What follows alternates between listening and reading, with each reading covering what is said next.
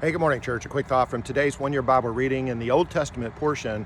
Let's talk about Ruth. Now, Ruth comes on the heels of the book of Judges. The Judges, we just emerged from the dark morass of that book. I mean, the final story was maybe the worst story in the whole book. The Levite and his concubine.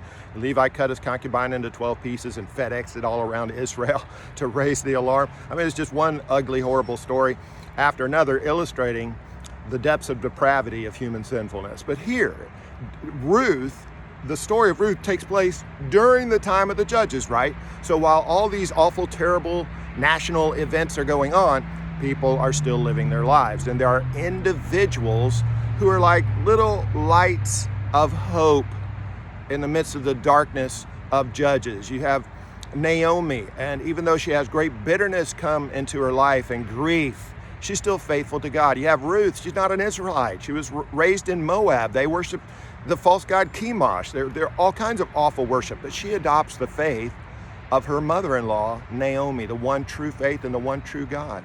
And she shows great kindness to Naomi. And then there's Boaz, who is an older man, and he's got the power, but he does not abuse or misuse his power over others that he could have. Rather, he shows love and kindness to Naomi and to Ruth. It's just a bright spot in the middle of the darkness, and perhaps God is illustrating to us, no matter what is going on in our circumstances and national events and so many things over which we have no control, we still have the free will, and we can choose to live lives of love, lives of loyalty, lives of trust and faithfulness, and that kind of life is rewarded.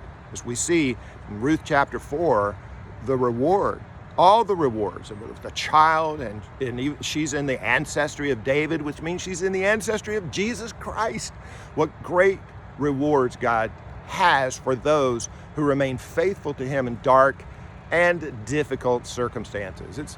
It's as if this is a beautiful illustration of the statement that the psalmist makes today in Psalm 105, talking about Joseph and all the difficulties he went through, and said, the psalmist writes, until the time came for God to fulfill Joseph's dreams, he tested Joseph's character. Your character is being tested today. Mine is too. It's being tested. Pass the test and live the dream.